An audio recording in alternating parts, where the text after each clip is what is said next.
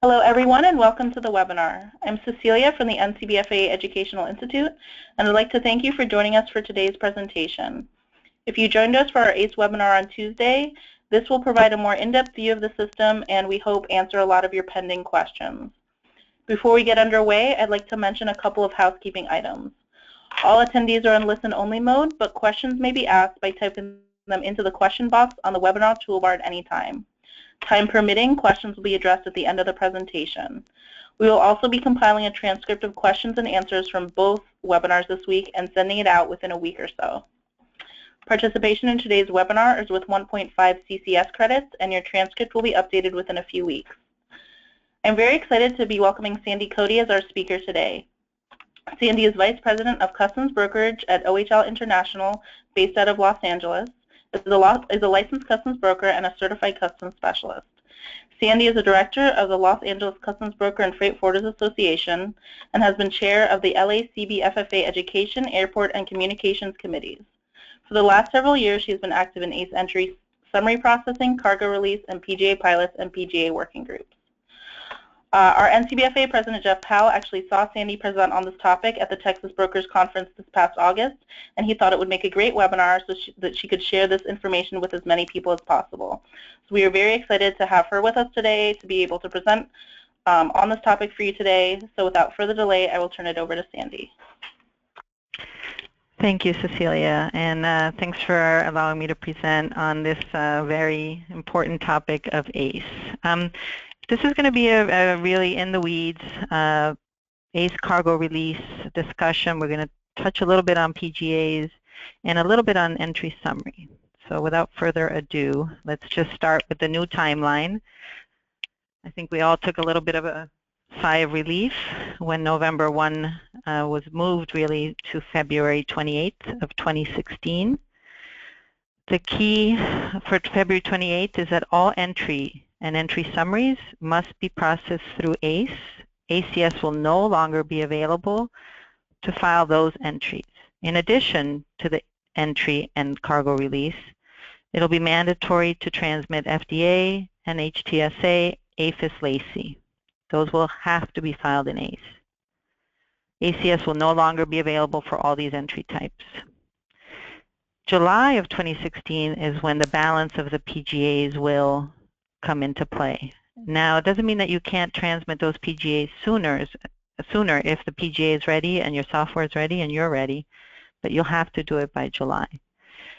Between February 28th and July of 2016, there's going to be a hybrid type filing when you have an entry that has both, say, FDA and maybe ag marketing, where you're going to have to transmit FDA in ACE, but you could not transmit AMS, still do the paper process, and you will get a friendly warning saying you didn't file it, but it's okay because it's in this interim hybrid submission. Come July 2016, that's out, and all of these entries will have to be transmitted ACE. Here's the alphabet soup that covers all the PGAs that will be in effect: February, FDA, NHTSA, and APHIS for LACI, and then the balance in July, as you can see there. So just some quick points on ACE entry summary.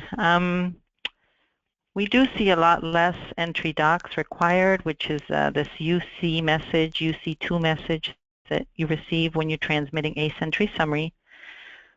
You also, when you submit ACE entry summary documents, get this timestamp called the UC7, and that's a very useful tool because it's your electronic clock-in copy.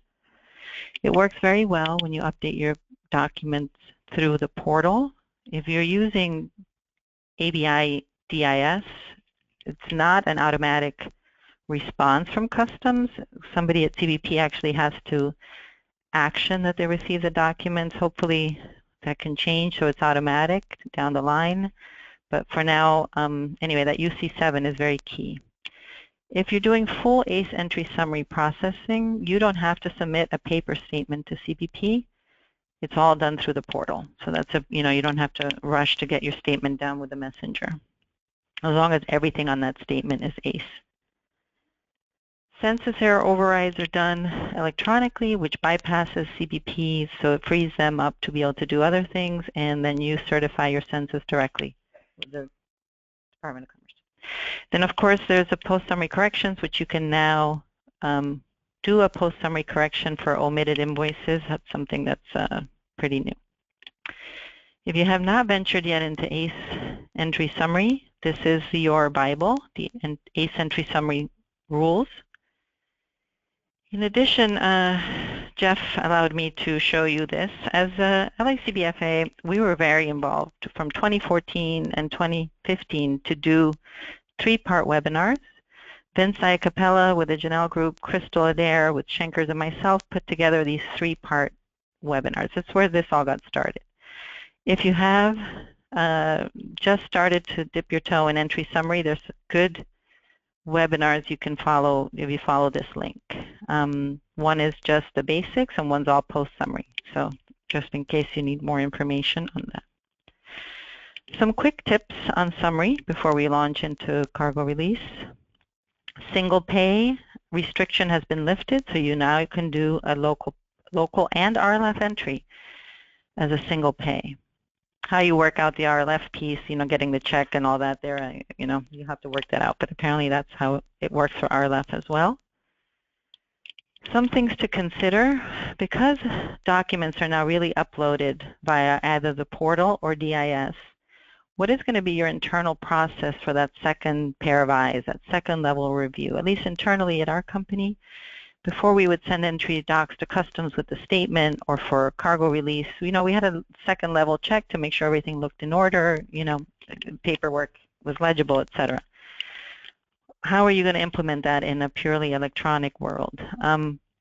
With the portal, that's relatively easy because you can restrict who you give access to the portal. If you're doing ABI DIS, you really want to talk to your software vendor as to, who do you want to give rights to do the upload to DIS. Just something to consider. Trade versus CBP control, that's the key to all ACE summary transactions. Who controls the summary tells you who can do what when. And that's explained in detail in that other webinar I mentioned earlier. If it's in trade control, you can replay. If it's in CBP control, it's locked down. So we suggest that you manage prior to statement date, because if it's in CBP control, once it gets onto a statement, you can't fix things. You're going to have to get customs to reject the entry. So just as a good practice, manage on like your 8th or 7th day. I mentioned earlier the UC messages. These are the entry summary status messages that come to you. Work with your software vendor to have really robust management. And they need to be looked at or reported on daily, because if you get a UC 2 or 3 message requesting information and it's post duty due date, you have 48 hours to comply, or you could be within liquidated damages. So you really have to manage it daily. You have to have a way to acknowledge that it was done. So talk to your vendor. Manage cargo release versus summary. And we're going to talk a little bit about cargo release corrections, but today in the ACS world, you do pen and ink corrections on your cargo release piece and you fix your summary. Now you're going to be doing electronic cargo release. If it's within the window, you have to make sure you follow up and correct your summary as well. So just some thoughts. Versions, as soon as it goes on a statement, the first version gets created, and subsequent to that, there's versions if you do post-summary corrections, or even if customs does corrections on their end. And the versions are visible on the portal and can be reported, so you can manage around versioning, which means there's a lot of visibility to versioning for you, customs, and your client. I mentioned census. This was something that took us a little bit to get through managing, but you also want to manage census warning overrides prior to statement so that you're in trade control. If you overlook one, you didn't do it by the time you paid your duty, the direction I received, and this is, what I've been told, is you can do a post-summary correction with an H99 header reason if that's all you're fixing, and fix your transmit your census override. There's also a very good report in ACE. It's the ESM 7001 Entry Summary Census Warning and Override Report. We'll show you all your census errors, what they were, how many you had, and which ones have not been overridden yet. So that's a good report you may want to consider scheduling or running. Post-summary corrections. Manage and report on PSCs is very critical. Your software might have good reports. The portal has good reports. You do have to be a bit proficient. You have to be able to modify ESM reports to include the post-summary correction fields. Another thing I've done is modify the AM100 liquidation report, which is just a report everybody should run and schedule. It's a very easy one to schedule. And I've modified it to include the PSCs, because what we see happening is when you have a post-summary correction and it's accepted, you think you're golden. Well, apparently Customs still has to do a step on their side. So we run a liquidation report every week, and every entry that's liquidated with a PSC, we double check that it liquidated according to what we thought it should have liquidated as. If it didn't for any reason, if it liquidated, auto-liquidated as the original entry, you just contact the entry team and ask them to reliquidate it correctly.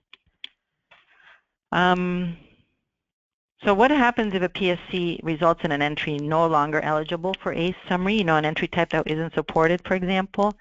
Go to section 16 of the ACE entry summary business rules to walk you through that. Okay, so now cargo release. So there's a lot of questions about cargo release and RLF.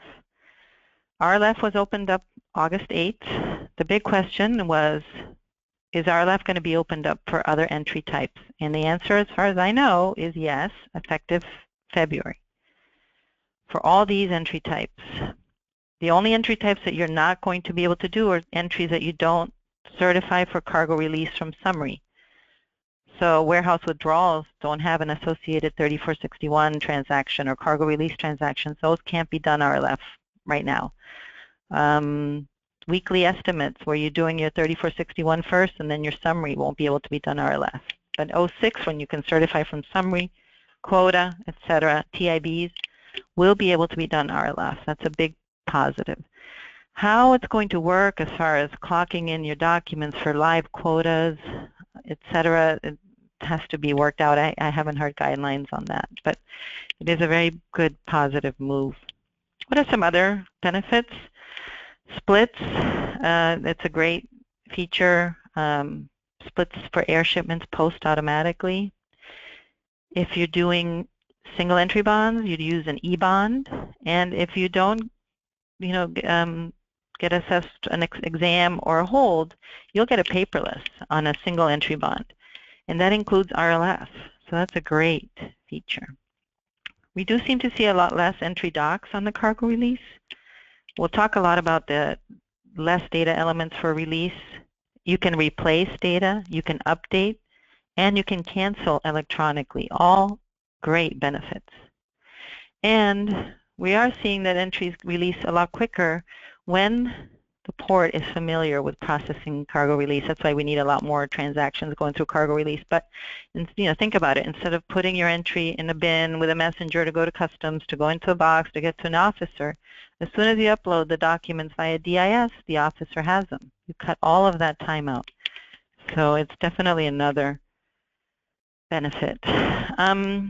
New in ACE as of June is the new ACE manifest query. There's the ACE cargo release portion of that you can query your current status is great, and talk to your software vendor just in case sometimes your message drops and you don't get it. When you do this query, maybe it could update your statuses, your release statuses. It's a great tool. So how do you get more educated on ACE cargo release? It's the ACE cargo release business transformation process document. When you first open up this document, it can be a little overwhelming. There's a lot of pages. There's also 3 sections. The one in the middle is the current interim process for ACE. Focus on that. The one on the right is the end process when we're fully all on ACE. But focus in the middle, and if you're only starting with cargo release, just the first 40 pages are really what you need to read. It's not as you don't have to read all 200 or whatever pages there are. If you're just starting baby steps with cargo release only, not doing PGAs right off the bat. So just some good tips. It's a great document that was put together. All right, so concept behind ACE Cargo Release. It really streamlines data elements from 27 down to 13, and actually even only 12 if you don't transmit your cartons, unless you certify from Summary. If you certify from Summary, you're back up to the full data set. The idea behind this it promotes a concept of the owner of the data knows the data best. So the manifest data is a carrier, and you are the entry. And it's like an ISF, it marries together. And it results in more accurate information. You don't have false releases on piece count problems or bill of lading number transpositions because you're married to the manifest. The SO message is the status message that comes back to you for your releases. All relevant manifest information comes back to you in that send. So people are saying, well, I don't want to do 2 transactions. Well, you're doing a manifest query up front, you're really doing 2 transactions. So you might as well just transmit your cargo release and get back your manifest query and your results. Just a thought. All data comes back except ISF. We are hoping customs will allow us to get ISF in the query. Well, we won't stop asking for that because then you won't have to do a manifest query at all. So these are the basic 13 data elements that you will require if you do a cargo release standalone, no PGAs, of course, just a vanilla entry. Importer record, buyer name and address, consignee number, seller name and address, manufacturer supplier name and address, your 10-digit number of your HTS, country of origin, bill of lading, entry number, entry type, and interestingly, your estimated shipment value.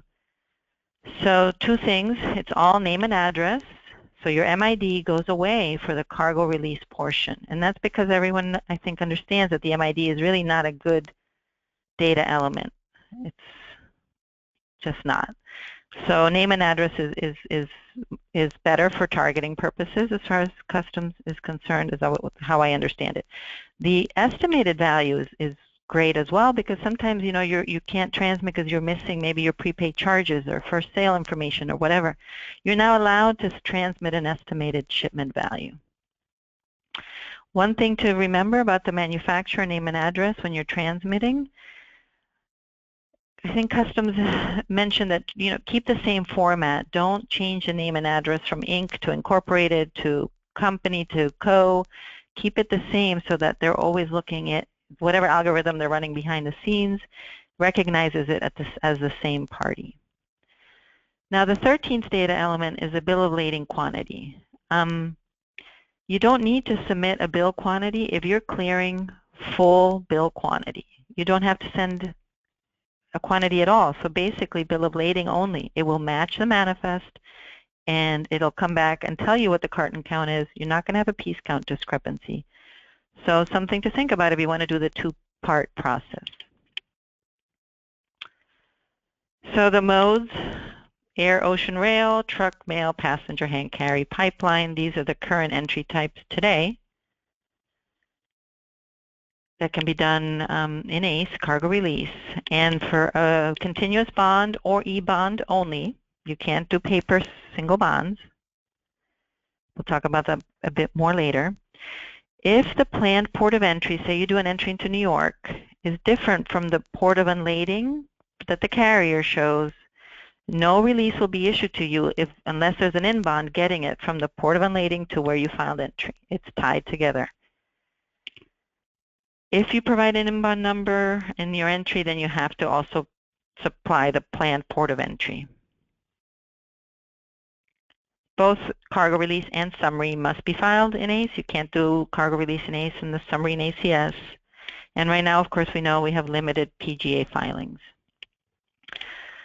Just in general, all those other parties I just showed you for cargo release, in addition to those, for summary, you have the sold to party, you have the ship to, deliver to party, which is optional, the foreign exporter for anti-dumping CVD, and the MID. The MID still exists for summary.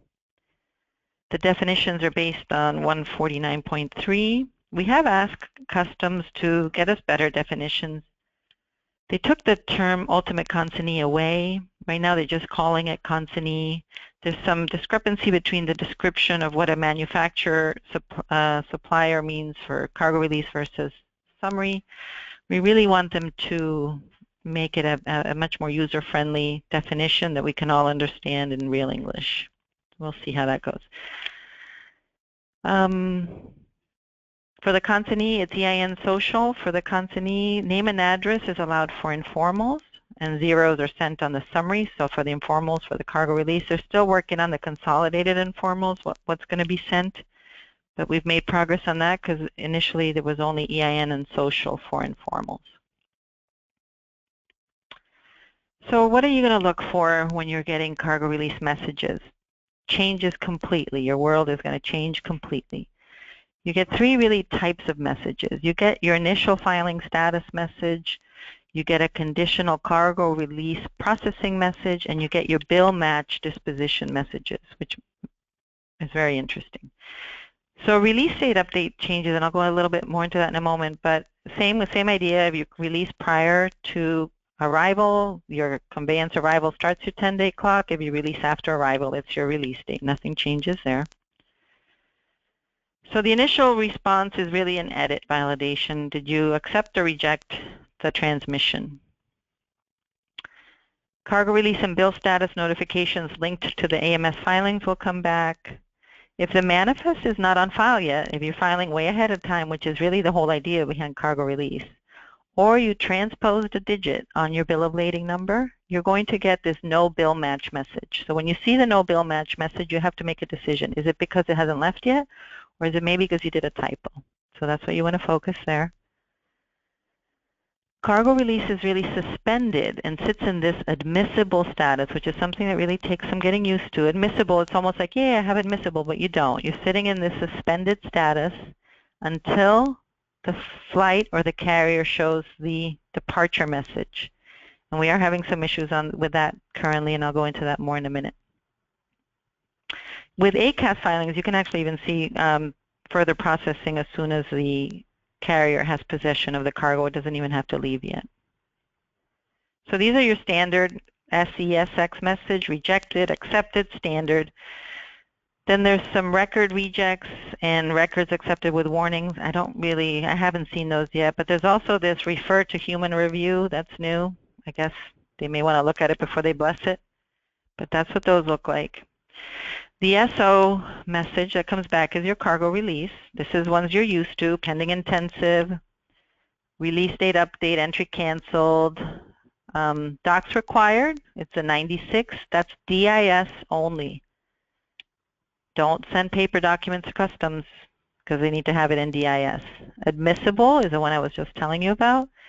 Release and release suspended. So admissible and release suspended are two new messages you're not used to seeing today, and I'll go into some more detail on that. And the release date update, you may want to just keep this in the back of your mind. It caused us a problem. We coded all our outbound EDI messages to our clients based on the 22 release date update in ACS because you always got a 22. You don't get a 22 under your initial release in ACE cargo release. So you only get a release status of a 98. You only get the 22 when a subsequent update occurs. So you may want to just make sure that you didn't code like we did against the 22. Bill manifest dispositions, these will come back in your SO message as well. No bill match, bill departed, bill on file, bill arrived, all those things affect your cargo release. All your manifest holds will show there, and then very importantly, your splits information as well. Split does not qualify for release. That you'll get that if you try and do a split after the 10-day window, and I'll talk about that a bit more. Quantity more than manifested quantity is another new one, and I'll explain that one to you as well in a second. So here's some tips. Admissible, as I said, that one kind of was confusing to us initially.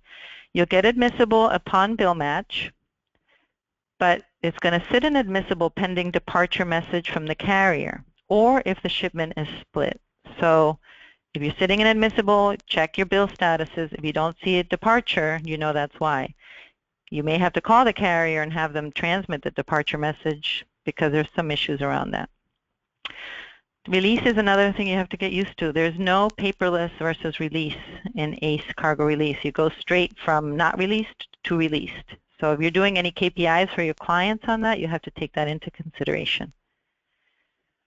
Another thing you'll have to consider is holds. The first time we got a hold, you don't see, like in ACS, your paperless, your entry release behind it. You have no visibility to the entry status because the manifest is on hold. So what happens is any manifest hold suspends your cargo release.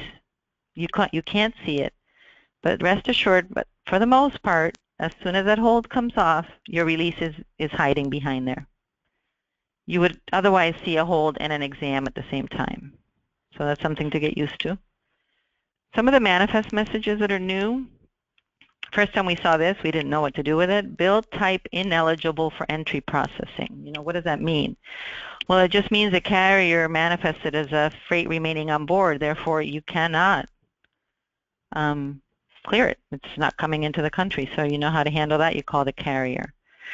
Release suspended is another new thing. If you have an initial release, they'll take it away when certain things happen. Inbound port discrepancies. If there is no IT and all of a sudden the carrier arrives the shipment into a different port than where you make entry, it's going to take away your release until the IT goes in. If the carrier goes from no split to a split, you'll suspend until all parts are in, unless you action the split, and I'll talk about that a bit more. If the carrier updates to a new release, a new arrival date, so now you're outside the 5-day window, you went to a 10-day window, the vessel is delayed, it'll take away, we've seen it take away our release because of that. All right, that quantity mismatch I mentioned to you before, we've had, you know, but I don't have a quantity mismatch. My quantity matches exactly what CBP has in the manifest. How can I be getting this message? Well, what's happening, and the message is misleading, and we've asked Customs if they can probably, you know, maybe make it a bit clearer. What appears to be happening is you may have sent a house bill when there isn't one, and you're getting this quantity mismatch. So if you see that and you queried your manifest and your quantities match, check out that there is a house or isn't. It's happening often for, I think, truck and rail shipments coming across the border where there is no house. And in ACS, you may have been transmitting that because it really didn't go anywhere. It didn't match to the manifest, but now you can't send it because it doesn't really exist. If you need to key it in for your own records, you may have to talk to your software vendor about, you know, keying it in but not sending it type of thing. So verify if it's a house or a straight if you're getting this quantity mismatch and you know that your quantity is correct. So inbound port discrepancy, we're seeing this when the CFS perhaps is in a different port than the port of entry. We had it happen with we had Cincinnati versus Louisville when it's a different port, but it moved on a PT, and it wouldn't give me a release because I had an inbound port discrepancy. You need to talk to CBP because apparently they have these associated ports in port clusters, and maybe they just missed one. And so if you're seeing that, you need to talk to your ABI rep and say, is this need to be in the port cluster is what it's called. So just like ISF, bill match is the key. Bill departure and bill arrivals are keys to changing from admissibles. So if you have an admissible and it's hanging out there and you should have received further disposition, you need to contact your carrier or your ABI rep. Customs is working on this issue, and they promise they will fix it hopefully sooner than later. But just trying to give you some tips on getting through this until it's fixed. So real quick, for the cargo release tips, if you want to send cargo release on its own, no firm's code is needed, no planned port of entry unless you're doing a PGA, no quantity, no flights, no dates, nothing. And as long as you're clearing full quantity, you will get back all that information in your results. So upon bill match, all of this good stuff comes back. Your ITs, there's an issue with the ITs, but they're fixing that. Port of entry, split indicators, split details, manifest quantity, flights, dates, all of this stuff that gives you enough information now to do your summary, really. So the two-part process is, I think it's a good idea. But that, of course, is when you're not certifying from summary. Summary, like I mentioned before, still includes all the required data elements that you have today.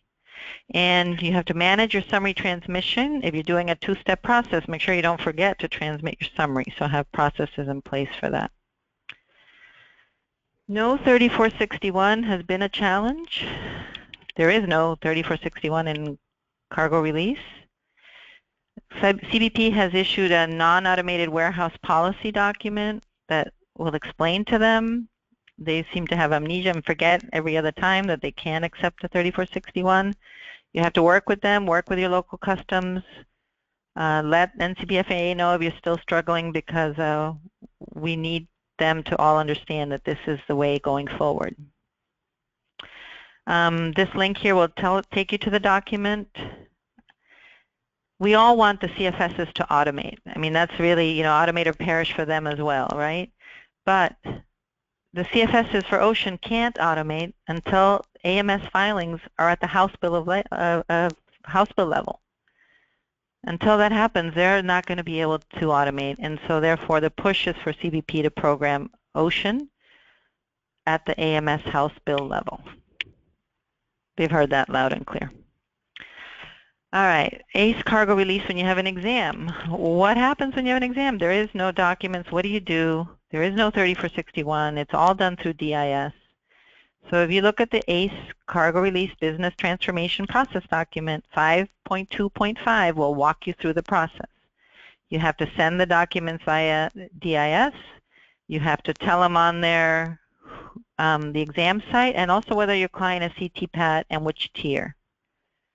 So almost like an RLF when you have an exam, but this time you can't designate the exam site in the transmission. You have to send it in your DIS documents. You have to send documents anyway, just upload them through DIS.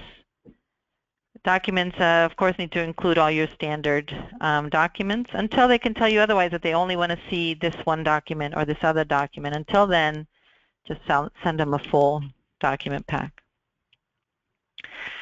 I mentioned split shipments. Split shipments pertain to air. That's when the cargo is tendered to the carrier as a single shipment under a single bill of lading, and then the carrier splits it. This is, notorious for air. It happens all the time.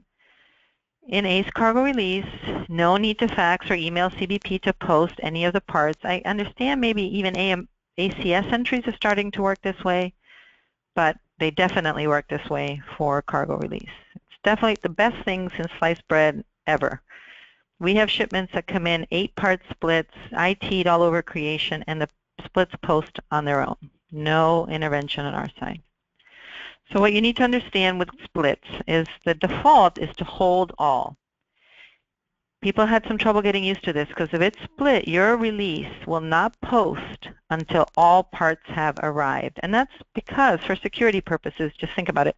Just like in ACS today, you cannot transmit until wheels up because you can't get a paperless while the cargo is still sitting in Frankfurt, for example, where a bad guy could do something to the cargo.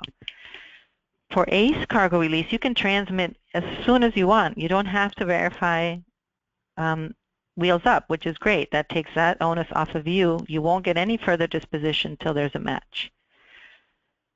You will not get a release, though, until all parts have departed and arrived. At least I think it's maybe departed. Nevertheless, so if you don't see a release, that's why. And the splits will post automatically. Now you have a decision to make. Do you want to let it ride and see things just post as they depart, or now maybe there's a carton lost and it's not coming and you want the rest of your cartons? So then you can send an update, which is an indicator 2, to tell customs, you know what, release what's on its way or already departed or already here, and you'll get your release then. It's a very important part of the discussion. As the subsequent parts depart, they will post as well automatically, but at least you'll have a release for the parts that already left. The 10-day clock starts on the first release date of the first, whenever you decided to send the update. After 10 days, you can no longer post, and that makes sense. You've paid duty. Split bill not eligible for release is your message. You then have to do a new entry for the balance. And when you do the new entry for the balance, automatically send the split indicator because it's a split from the previous one. So this takes a little getting used to, but it is really a great thing. So updates. Updates in ACE Cargo Release is really a bill of lading update. You're updating bill information, carrier, cartons, whatever it is that you're trying to correct or update, and the split indicator. Okay, so if you're going from a hold all to a release, partial, incremental, you want to send the update. It's up to 15 days after cargo has arrived. You have that window just like you do in ACS. Always update when it's bill of lading only. I cannot emphasize enough. Update is automatic. Replace has to be reviewed by a CBP officer if it's after bill match. So as a general rule, when it's bill related, just tell your staff to do updates, and then you won't ever get into this window where you send a replace by mistake and now you have to wait for the officer to action it before there's further disposition, just to correct a bill of lading number. The replace, this is where you can correct cargo release data elements, which you can't do in ACS. No more pen and ink. You must include the filer contact name and phone number that can discuss the correction in case CBP has a question. It's very imperative that you understand that there's no correction after both arrival and release. Then you're in the same position as you are in ACS. Is it an admissibility issue? Did you leave off a PGA, or is it just a value correction type of thing? You have to work through that process as you do today and decide whether you have to do a new entry or you can fix the data element that's not an admissibility issue. ACE entry summary certified for ACE cargo release. Same idea. You have to always certify your cargo release when you replay your summary. You can't just replay your summary. You're going to get an error.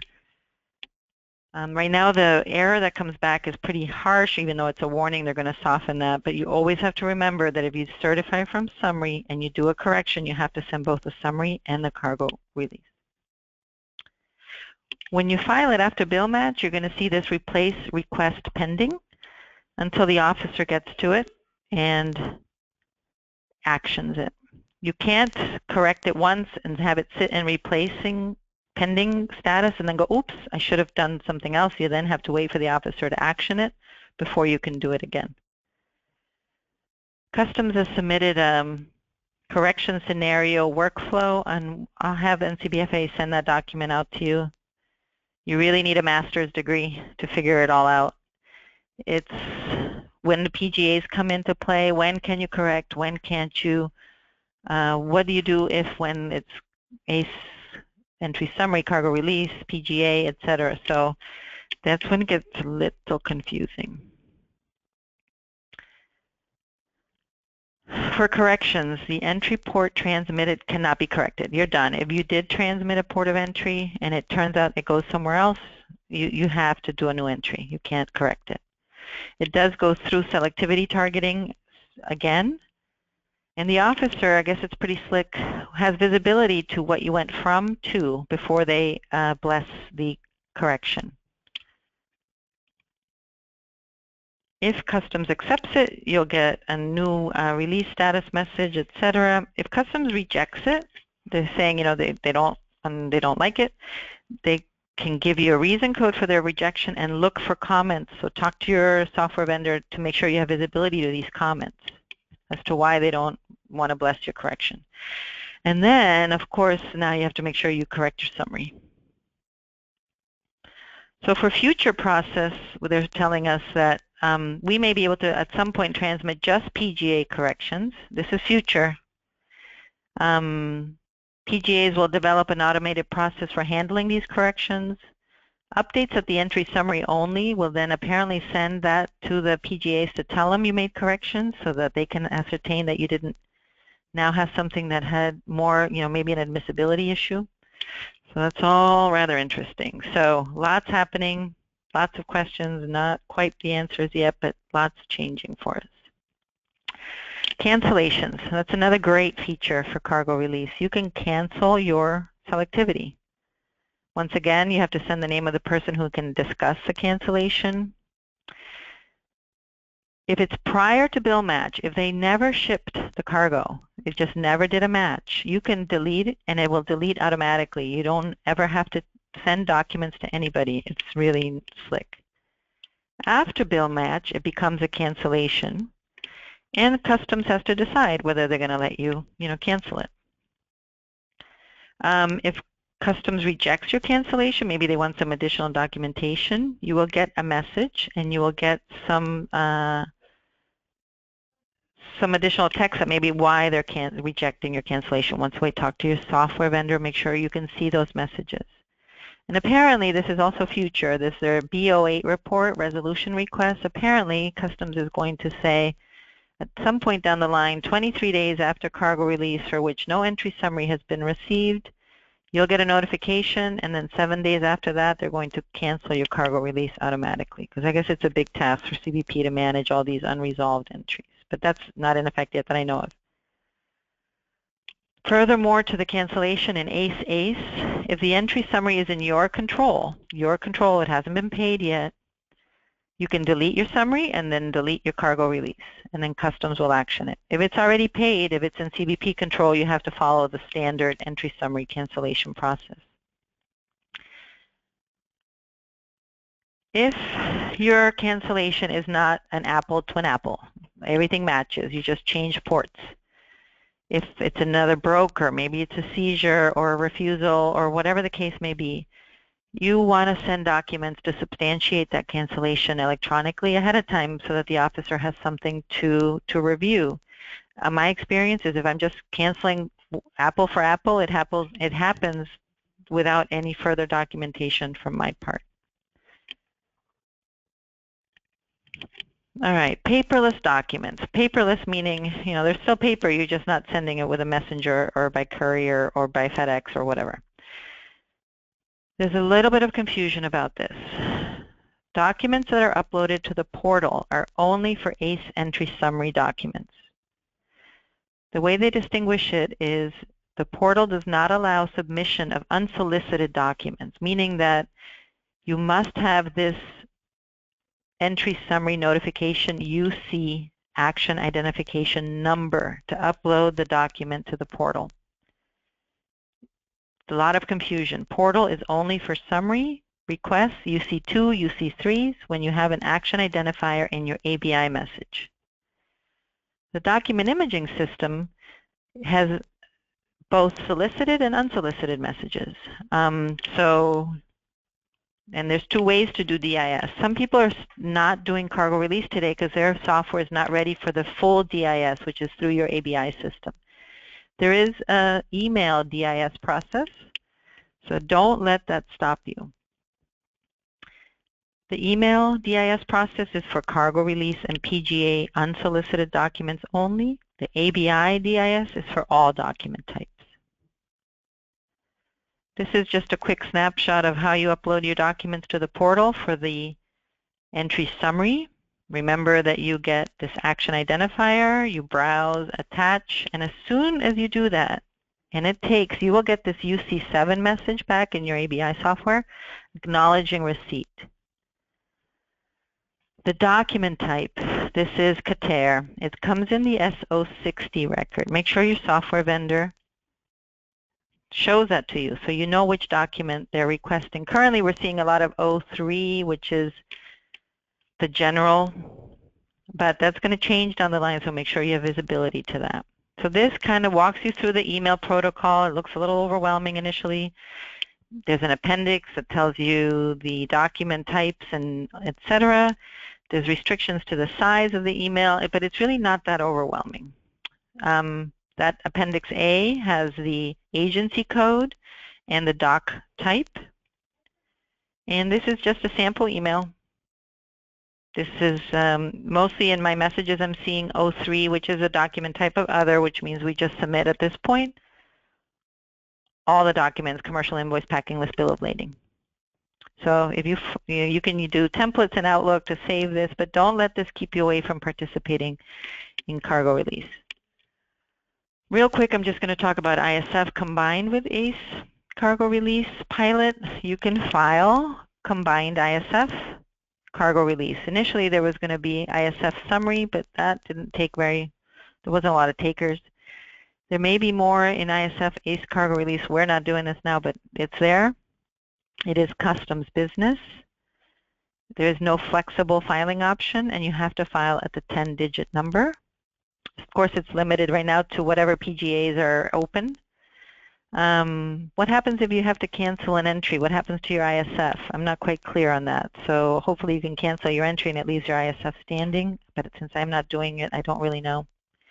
But one nice thing about it is if you correct your release and you correct your ISF, it's done together and they're always in sync. And there's some links to some of this, the Q&A and an NEI webinar on this if you want to further. All right, single transaction bonds. It's really a good thing because a surety has to accept liability. There's a validation of the bond, there's no paper, and there's uniformity. There's 24/7 bond as long as you pass your surety's go underwriting authority, then you will get single entry bond accepted right away. Like I said, no docs.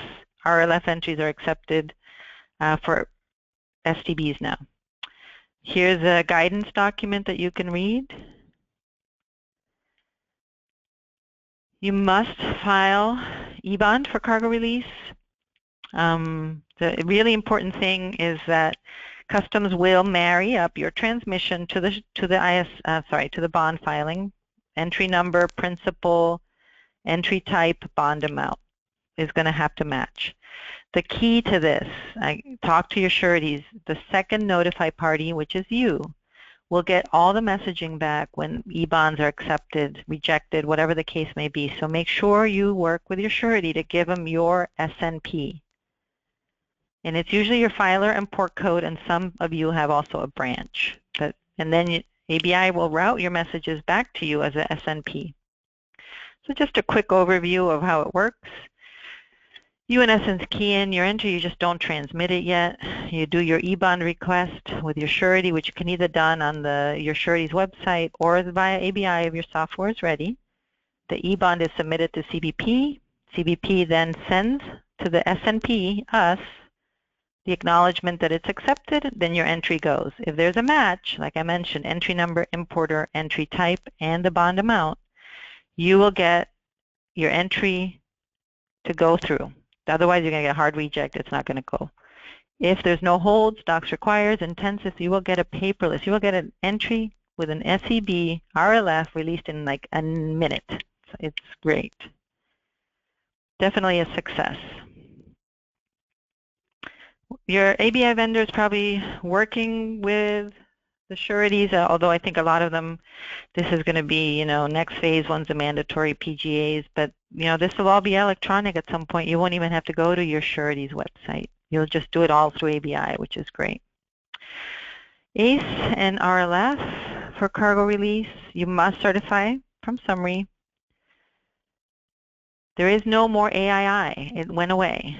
And some of us are happy about that, some not so much. If you get your AII data today electronically, you've now kind of taken a step backwards because you're going to have to print that data and send it via DIS. But for those of you who are doing manual data entry, you no longer have to key at the invoice level. You just key header like you would a local port entry and scan your commercial invoice through DIS if it's requested. And so that's a lot less data entry for the non-automated clients. For the automated clients, you now just went a step back. What I think the best scenario is going to happen, best of two worlds, you're going to be able to do one and the other. I think CBP is reconsidering bringing back the AII, but also allowing it to be done as DIS. You can send, if you know that you're always going to get entry docs on your commercial invoice, you can always send it ahead of time, so that when you transmit, it makes a match and you don't have to hold off. Let's see. One question we have is, when you send documents for cargo release, will those documents then be used for the summary request, or will you have to send another set of documents for summary? There is no clarity to that I have yet, so right now what I'm seeing is you do both, cargo release and then summary when you get the action ID. But I think the idea is eventually one submission will take care of both requests, but that's not the case today. All right, so as if your head wasn't spinning already, now let's talk about PGAs. What's going to be different with a PGA? They're going to be able to request redelivery electronically, apparently. Line release, so you're going to see new messages, hold intact, which I'll go into in a moment. You're going to see eventually one U.S. government release. There's going to be a process change, something that you did on paper today, you're going to do electronically, or may have a hybrid of both. How are we going to handle corrections? That's still kind of nebulous. Who's going to allow, which PGA will allow corrections, which won't, etc. And how do we manage all these new messages? So earlier submission of the data, HTS flagging, you're going to have more and more HTS flagged, which will help you stay out of trouble if you didn't realize something had a PGA requirement. There's currently, I think, one tariff that has up to 6 PGAs on one tariff that get regulated. That's a lot of data that we're going to have to key. But it will allow up to 20. That's a little scary. But right now, the max we've seen is 6. You can now see multiple intensives. You could see a hold from CBP and a hold from Fish and Wildlife or a hold from whatever other government agency. You now have to disclaim with a reason. No more just flat out disclaim. A lot of them are asking you to give a reason for your disclaim. There's a lot of edits now for missing or inadequate data. That's going to help you stay out of trouble because it'll catch it on the front end, hopefully. And then something I found interesting is the agencies will have a lot of more visibility than they do today to the final disposition of the cargo. Did it get re-exported? Did it get destroyed? Et cetera, et cetera. Right now, those agencies are kind of blind to that. Only CBP has that visibility, and they will now have that visibility, apparently. So that's a good thing for them. So what are we working on? With NCBFA and the GAC committee under Roger Clark, we're trying to create PGA filer guidelines to supplement the implementation guides. The implementation guides are very technical in nature, overwhelming, and good for the programmers and good for the techies, but not for the desk level and not for the client, where you're going to have to say, look, I need to supply this. So we're trying to work through those. It's a lot of work. It's all volunteer. We have a few ready, so that's something we are working to assist the trade. There's a lot of new data elements. Some examples are intended use course codes, source codes. There's a lot of stuff that was only on a form that you never even had to think about, but now you're going to have to transmit. So a lot of changes in the PGA. So the technical spec of transmitting the data to the government agencies, that's one thing. But everything else is going to change on our end. You have to change your product libraries, your product library feeds. Maybe the feeds your clients send you are now lacking data or data has changed. All of that's going to have to be reprogrammed. That's a very daunting task. How are we going to receive, capture, let alone send it correctly to these PGAs? There's a lot of new entities. We really need good entity definition, just like we're talking about CBP really being clear on defining all those parties. The same is needed of the PGAs. Entity qualifiers. So just like for cargo release, the MID is gone. It's going to be name and address. There's a lot of emphasis on DUNS numbers and FEI numbers.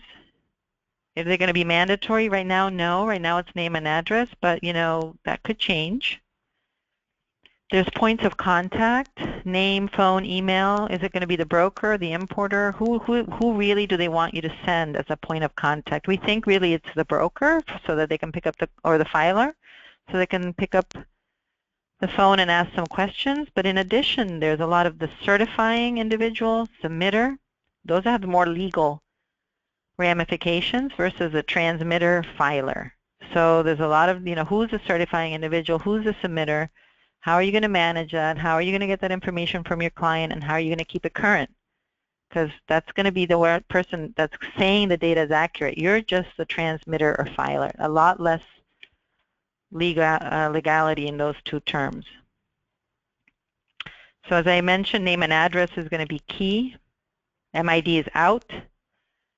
FDA registration numbers, FEIs, DUNS numbers are going to be important but not mandatory right now. But I do understand that if you submit it, especially for higher risk commodities like, I don't know, medical devices or pharmaceuticals, that type of thing, where that DUNS number, that FEI, that registration number will really zero in that that's the right product, and you'll have a lot less problems than if you do a name and address.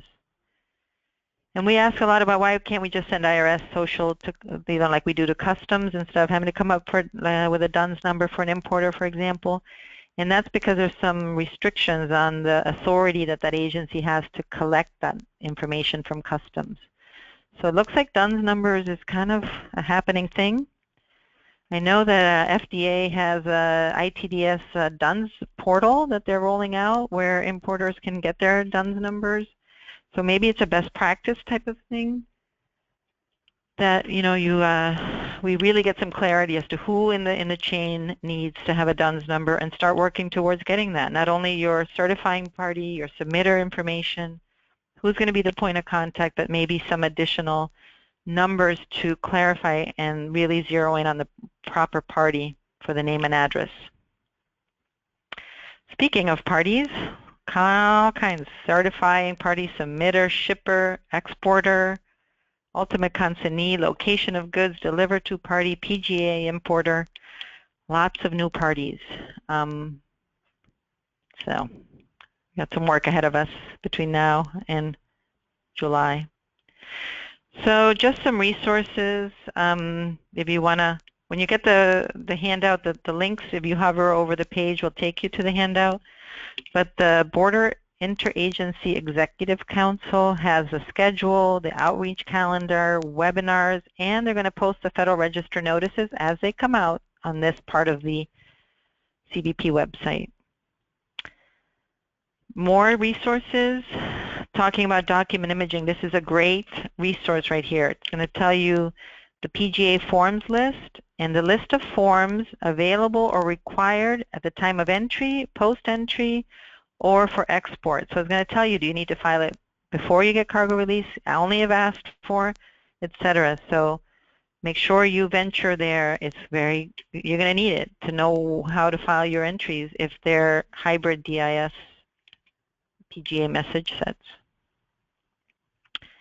This section of the page gives you ACE development and development schedules.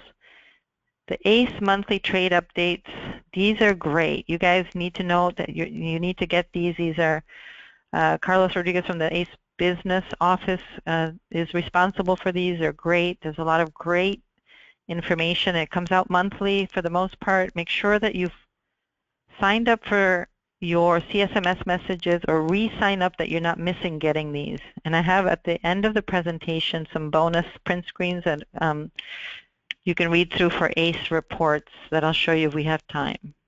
The PGA forms list and the ACE adoption report that tells you how we're doing as an industry in converting to ACE. Additional PGA resources, the PGA CATER chapters, the implementation guides, the appendixes, all this stuff lives in this section of the CBP website. In general, PGAs that are filed electronically today will have to be filed electronically in ACE. So FDA, it's, but where's FCC? FCC is kind of, nobody knows. What happened to FCC? So this is what's happening with FCC. FCC will be, because FCC gets transmitted on summary, not for cargo release, it's going to be the only agency that you will continue to transmit under the OGA data set, not the PGA data set. PGA is cargo release. Until FCC is planning on, I believe, issuing a proposed notice rulemaking where they're not going to collect the data they're collecting today. But until then, you have to transmit FCC, but you can send it on summary. So as we understand it, as of the call we had yesterday with Customs, if you have FCC, you can now transmit that ACE because the FCC piece is going to go through the summary. I haven't tried yet today. I was going to try and do it yesterday, but I didn't get to it. But that's the deal with FCC. If requirements are met today with paper, like ag marketing or fish and wildlife or whatever the case may be, you may either end up with a message set or DIS only. And that's part of that little chart I'm going to show you in a minute that tells you kind of which way that agency is going. What will remain paper for sure? Currently, government-to-government forms, CITES, phytosanitaries issued by countries of origin, foreign meat inspection certificates that are not through the eCert, all that stuff is still required to be submitted as paper because it's a government-to-government form. You must submit via DIS unless they're have to be done in paper, and only for cargo release and PGAs is DIS email. Otherwise, you can use a portal for a summary. Remember that, and of course DIS full ABI for all three. And here is a PGA forms guidance document. Here's a PGA schedule link, who's doing what, where, and when. It's a moving target, which PGAs, which ports. So if you're interested in participating, you can kind of get an idea of where you can file. And here is the form I was telling you about, where it tells you, is it going to be fully DIS, is it going to be only message set, or is it going to remain paper?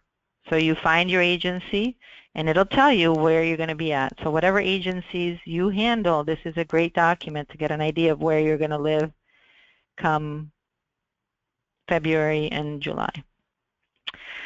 So what's really scary? Each one of these PGAs is going to give us back reciprocal messaging. So not only is it like today that you have your customs release and maybe your FDA, you're going to see holds, may proceeds, one government agency at the end of it all for all these PGAs. I swiped this little page from a presentation from Customs. We're back to this SO message. SO 70, 71, and 72 has all the PGA message data. Make sure you're talking to your software vendor. That 72 record has actual messages from that PGA asking you maybe a clarification. Make sure your software vendor is going to show you this to you in a very user-friendly manner. Intensives and documents required. So there's PGAs that have hold authority but no port presence. There's PGAs that have authority and port presence, and then there's some PGAs that just have customs do things on their behalf. All of these things are going to look different. So if a PGA has hold authority but no port presence, the agency has to request the intensive or the documents required through CBP. On behalf of CBP is what the message is going to look like. So anyway, lots and lots happening. You're going to see a hold intact. This is a new one. So a hold intact is for a shipment that has to move out of the AMS facility to have further processing by that PGA. So FSIS, AMS, all of these agencies that do things outside of the bonded facility is going to show a hold intact. It's not going to hold the cargo at the terminal or at the airline, but it will obligate the importer's bond. That hold intact tells you, you better hold that cargo intact. How are you going to manage through those? How are you going to manage through those then becoming may proceed? What's more interesting there is with the hold intact, then Customs is kind of done with it. You're not going to be able to call your ABI rep to say, hey, how come I still have a hold intact for FSIS? You're going to have to deal with that PGA directly. Just like you have to do today when you're having an issue with maybe a prior notice or an FDA. So who are all those contacts going to be? You know, we really need to get some clarity there. So and these are some of the hold intact. I am seeing hold intacts for FDA submissions as well. So this is a sample SO 70, 71, 72. It's all changing. So if you're doing a lot of programming to send to your clients, you may have to look at all of this. I know this is kind of a messy slide, but it tells you your entry level status codes, your line level, entry line level status codes, your PGA line level status codes, and then further to that there's more descriptive information that comes below that. Remember the 72, which is comments to the trade from the PGA. Make sure you can see those easily in your software. All right, so this is the August adoption rate. Bottom left, there's the ACE submission rate, 64% ACE entry summary still. That seems like we better get that going pretty soon to 100%. They got only till February. And then cargo release is still at 4.5%. Obviously, there's a lot of limitations, but now that RLF is gone, hopefully FDA disclaimers will be in there soon. We better see some good traction there. Because February is right around the corner. So here's me and my time to embrace ACE slides. As a trade community, we have an obligation to participate because us early adopters, we're willing to pilot and feel the pain and participate and take all this time to ensure minimal interruption come February. But we need all of us to be playing in the sandbox. We can't just rely on the few to make sure it's working when we go fully in February. So here's my soapbox. We all have skin in the game. Apparently, if I just go back one trade, all vendors are certified for summary, and just about everyone but 2 are certified for cargo release, not the PGAs, okay, just cargo release. That means we need all of you to participate and get going. You can tell how much you have to learn. I've heard people say, well, I transmitted cargo release and I had a problem, so I'm done. I just don't have that kind of time. Well, you're going to not be able to clear anything come February if you're not playing. And how are you going to learn all of this in a short window? So we all have to make sure we're participating, learning, so that my entries aren't everything in the universe, right? You guys do clearances all over the place that I don't. And all these little idiosyncrasies with the cargo release has to be ironed out prior to February. So unless you plan on winning the lottery, we're all in this together. February, all right? So thank you for your time. Hopefully you learned a little. You'll use this as a resource as you launch into cargo release. And even though there has been a few issues, I can only tell you that our experience in general has been so positive. There's so many more positives than negatives. The PGA's customs have been wonderful to work with in these pilots, and it can only help you to get in there now, because if you wait too late, there's not going to be anybody around to help you, because they're all going to be too busy, because there's going to be a lot of other people trying to get help. So you get the help now, you'll be in much better shape come February. So before I go to the questions, we have a few more minutes. I wanted to show you these ACE monthly trade update tips. Remember to re-sign up for your CSMS messages. If you did this a long time ago, you may not be getting these. You can also search at the bottom for monthly, and you can find all the old ones. What I can tell you, it's been great for me to run ACE reports.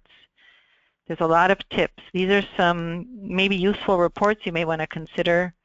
The AM100 courtesy notice of liquidation is a very easy one to schedule. Comes every Friday. Anyway, we don't have time to discuss a lot of this, but just about every trade update has a tip for ACE reports. This one tells you how to modify a report, for example, how to do GSP and liquidation date information, which is very timely now with GSP, how to modify a report to get the post-summary correction flags, HMF, MPF. So I learned a lot through these tips, and how to get electronic protest, how to do a 2829 redelivery report. So periodic monthly statement reports, you get the idea. So I guess we did pretty good with our time, so I guess, Cecilia, we're going to try and take some questions.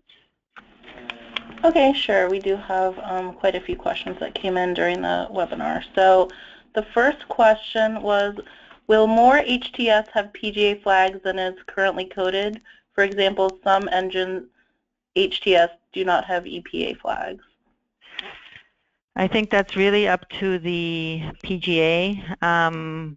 So they're not going to flag everything. A lot of it is going to have to be, we don't want over flagging. Like for example, CPSC, you have to, they flag the whole tariff. Fish and Wildlife could conceivably flag 2/3 of the tariff. So you don't want to have too much there to disclaim. But if some are not going to flag at all, and some are going to flag all, but you're still going to have the ability to override that flag. Is only a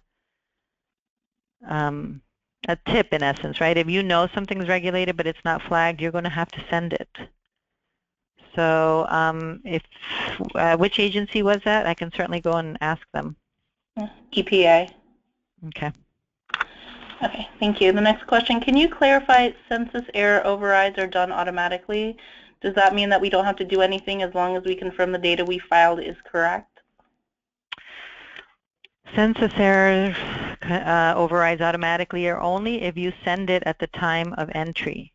You're telling it, you're about to get a census, so I'm preemptively sending it to you.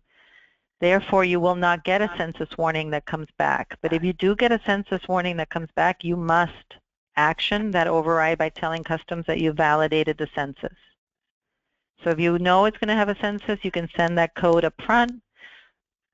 The risk of that, we don't do that. The risk of that is if you send it, they may have changed the parameters, and then you'll get an error saying, why are you sending this? There is no census. But anytime you have a census error, you must send the census warning override prior to duty due, or you have to do a PSC. Okay, thank you. So when you replace or update an entry, example, port of entry is incorrect, you can now replace the same entry with the correct port of entry in ACE? No. Port of entry is the one thing you cannot fix if you send it. You don't have to send it. If you're doing ACE cargo release standalone, you don't have to send a port of entry. But if you do send it and it ends up somewhere else, you can't correct it. You have to do a new entry. So your choices are don't send it at all, or if you send it and it's wrong, you got to do a new one. Okay. Does CBP prefer we certify from cargo release rather than summary? That's a big reversal. It's not customs preference, it's yours. So for me, for example, if I don't have a firm's code, I'm doing a local non-RLF entry, and I have my air shipment documents before it's even left. But my forwarder hasn't told me where my cargo is going to be. I don't need to wait now. I can just send it. And like I mentioned, instead of having to wait and do a query to make sure your house bill's on file and is your split information correct, et cetera, et cetera, et cetera, sending your cargo release standalone, it has benefits. It's just a process change, but it's up to you which way you prefer. But know that you have the choice now. If you are missing prepaid charges or you're missing anything of the sort that prevents you from just doing your cargo release, do it standalone as long as it's non-RLF. But it's your decision. There's no preference on customs side. Just more functionality for you. Okay. Will you please expound further on the one-step and two-step processes and how the manifest query fits in? So if you choose to do cargo release standalone, like I said, you don't have to wait for the manifest to be on file, wheels up, anything like you do today in ACS. You can transmit only the bill of lading and all those other data elements I showed you. You don't even have to transmit your piece count. You don't have to transmit your port of entry if you don't want. Now, that's your decision, but if you want to, then your SO message coming back as soon as there is a bill match will give you all that information. Your port of arrival, does it have an IT, was it split, your vessel, your voyage. All that information comes back in that SO message with your cargo disposition, and then you can use that to do your summary. It's totally up to you. I know it's a change in process, and most of us like to certify from summary. But if you're doing a standalone query, you're really doing a two-step process. So you just have to, think of the benefits. Okay, thank you. What is status of consolidation entry filing in ACE? What is consolidated informal for? I'm sorry, I don't think there's an update for that, but we'll get back to you on that. Okay. Do you know what SO message disposition not on file refers to? Disposition not on file. No. I'm not familiar with that one, but I'll ask. Okay. Bill not on file, I know, but I haven't heard disposition not on file. Okay. The ACE cargo release messages are not as comprehensive as the ACS release messages. Perhaps ACE can blend the old and the new messages. Is that possible? Not as comprehensive. Actually, I think that the cargo release messages you get back in ACE are much more comprehensive. You get your release, but you also get all the bill information behind it. So if you want to email us a bit more specific of what you're trying to ask, but you get your release like you do in ACS, but in addition, you're given your split information, you're given your manifest information in essence, so really it's more robust. But maybe you can send us an actual example and I can then look at it and respond. Okay, thank you. This next question kind of ties back to a question that was asked earlier. Since the entry port cannot be corrected, do we delete the entry and resend with the correct port? Is it all electronic and no need to call CBP? Okay, so it's very contingent on that bill match message. So if you have a bill match, you just have the wrong port. My experience is you have to file the replacement entry. You sent the port of entry to begin with, right? You get a bill match. You have to do a new entry as long as it's apples to apples. Same everything. Same importer. It's not a different broker, no seizures, whatever the case may be. You do the new entry and then you cancel the cargo release with that replacement entry number. That replacement entry number has to be accepted before you do your cancellation. And it happens, you know, the ports that are familiar are actioning them very fast. But that's, if you don't have a bill match, you delete your cargo release and it's instantaneous. The question that remains there is whether you can reuse that same entry into the other port.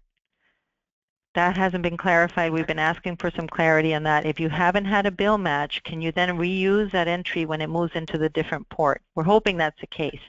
As soon as you have bill match, though, that entry is no longer can be reused for sure. That's done. Okay. Can CBP use the universal port code 9900 to correct an entry port if cargo arrives at a different port, for example, on the northern border? I'm not familiar with that at all, so we'll have to get back to you with that. Okay. Exactly what documents can be uploaded to the portal versus DIS? Okay, the portal is only for summary, 10th day, I guess, in your world today, or requests for additional documents after duty payment. So they're going to either, if it's a UC3 message, which is, you know, Customs gives you some text information telling you exactly what they're looking for. If it's the UC2, which is your standard today's entry docs on your summary for for ACS, it's the full entry packet. If it's a UC2, it's a full entry packet. They haven't been able to tell us what they need specifically. The UC3 in the message itself, Customs will tell you what they're looking for. Please give us more information on the widget, or please provide this, or please contact me on this and submit this. So make sure you have really good management of that. And those documents can go on the portal because you're going to get this action ID in your ABI message that you use to upload to the portal. Okay, and is the correct email docs@cbp.gov or simplifiedentrydocs@cbp.gov? No, simplified is out. It's the new one is docs. Because docs is for all PGAs, etc. Before it was just, you know, kind of limited to just cargo release, and now they're using it for all this. And of course, you know, the email is not where you want to be down the line, but definitely gets you going now. You definitely want to have your vendor do it through ABI, through the DIS process. But as an interim, the email works fine. Okay. Do we have to get our SNP number from CBP, or do we just make it our port and filer code? It is what you're transmitting today. I think it's your A record. I'm sorry, but if you look at it, it's our filer code and port code, but we don't use the branch code in our transmission. It has to match whatever it is you're set up with Customs. Your surety should be able to tell you it has to match what your transmission is to CBP. And there is guidance on that. I think it's your A record, but we can confirm that and tell you where you can find that. Okay. Can we currently file RLF with an eBond? Yes, absolutely, and you'll get paperless. As long, well, paperless, you'll get release as long as you don't have further action from CBP to require an exam. But yes, it's wonderful. Okay. With no A2, how will the invoice filing at presentation requirement be met for border crossings, for example, on a truck? Do I simply send the invoice via DIS and email in advance of the entry? Yes, if you know it's going to require the commercial invoice, you can scan it at the time of transmission, prior to transmission, however you want. So yes, it doesn't hold the truck while it's crossing. So yeah, that is a deterrent. Today, a lot of our border crossings are automated. You send the AII ahead of time, and this now you're going to have to do it through DIS. But yes, you can preemptively send it if you know that it's going to be required. On household goods shipments where they do not have a social security number, we do 3561s down to customs with passports and visas. How would we transmit them through ACE? You cannot transmit non-ABI entries through ACE right now, but the officer can now key it into ACE. There is no way currently to do non-ABI entries if that's your question. So hopefully that's coming. Hopefully we'll be able to do sections, carnets, I don't know, whatever, ABI, and then submit the documents, sorry, ACE, and then submit the documents that are necessary. But that's not available right now. Non-ABI is not available to you as a filer. Okay. What are foreign shippers or importers going to do for DUNS number if they do not have factories or offices in the U.S.? Don't know. We'll find out. I keep seeing reference to PGA Pilot. What does that mean? If my software is certified and PGA capable, can I just start filing, or do I need to join the pilot? You have to join the pilot because it's a very controlled environment right now. So you're going to work with your ABI rep. You have to follow the Federal Register notices that tell you how to become a member of the pilot. Some are limited to only, I think, about 9 participants, I think EPA, but some are wide open, but they're very limited ports. Your software has to be certified, and you have to work in conjunction with CBP and that port and that PGA. So no, don't just open up the floodgates so you won't get it through. It's a very controlled environment right now, but they're looking for people. So reach out to your ABI rep, talk to your software vendor, make sure they've been successful in transmitting, and go from there. And that your port's been opened, of course, right? How will P2s be handled? PASTA certificates? I don't know. I don't know if that's a government-to-government form that you're still going to have to submit to the government. If it is, and that's your answer, but we can certainly find out. Okay. This is a bit of a long question. During the hybrid phase, if you are not filing ACE for those PGAs which are not yet required to be filed via ACE, who will be responsible for submitting documents which have traveled with the freight in the past? In other words, will CBP require brokers to file paper for these documents, or will they still be collected by the PGA manually from the driver? For example, northern border shipments that require VAT certificates.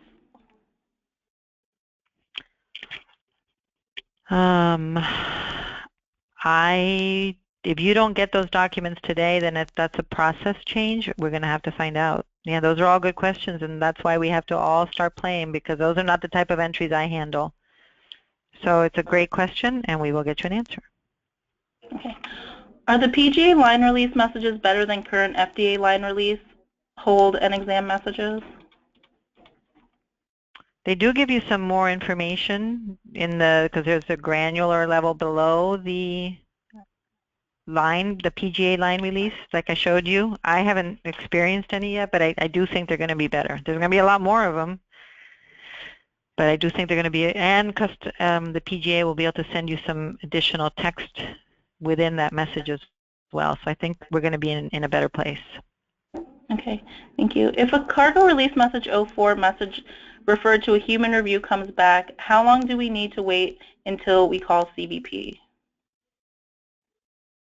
If you see it, let me know, but I've not seen it yet. I don't even really understand who's reviewing it. So I don't have an answer because I haven't experienced it. but we'll get you an answer.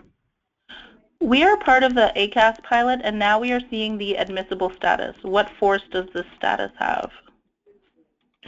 It just means that there is a match to the manifest and that you've passed your edits, and that as soon as the cargo is showing departed, whether it's from the airline or even accepted into the custody of that airline, then you could see further cargo dispositions, exams, release, etc. So admissible is a good, quasi-good. It's just not going to give you anything further until it's in the custody of the carrier, and if it's non-ACAS, if it's physically on its way. Okay. Does ACE currently support multiple IT numbers in the rail environment? If not, is there an estimated date for readiness of that functionality? Multiple ITs. Your RLF or standalone cargo release, I think, is the question. RLF, there's some issues with multiple ITs if you would be doing straight cargo release.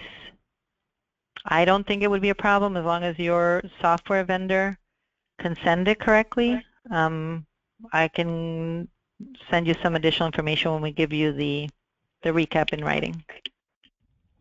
Thank you. Is eBond required for informal entries? Well, that's a good question. You'd have to file it live if you don't have a bond, like you would today locally. I don't know that we've gotten complete guidance, because in order to not use a bond in the ACS world, you're supposed to file the entry live, pay in your nominal duties, and therefore not require a bond. So, good question. I don't have the answer. Thank you. At the last webinar, there was some talk about HS7 being more in-depth with much more info needed. Please advise how much more info will be needed.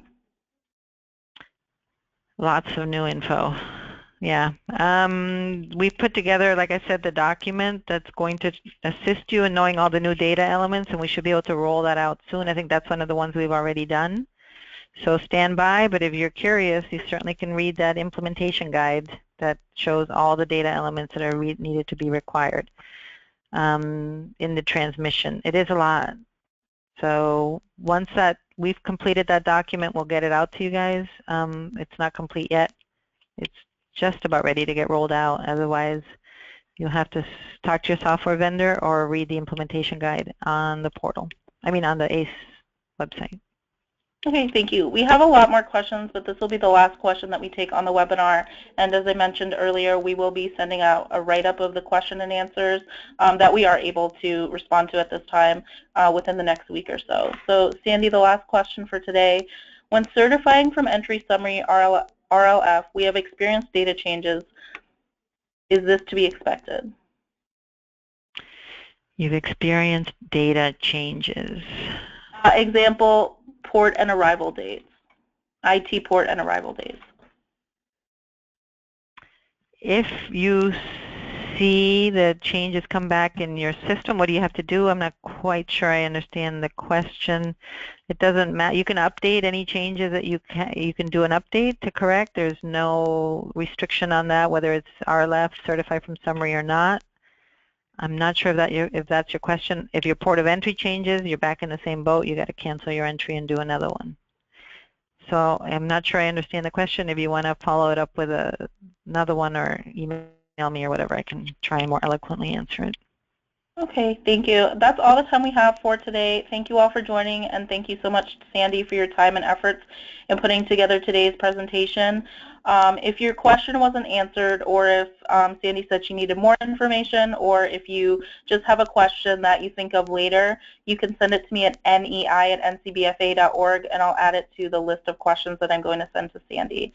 Also, I got a lot of questions about the presentation. There was a link to download it in the webinar credential email I sent out yesterday and again this morning, but I will be sending a follow-up email with a survey about today's webinar later today, so you can get it on there. Thank you all for joining, and enjoy the rest of your day.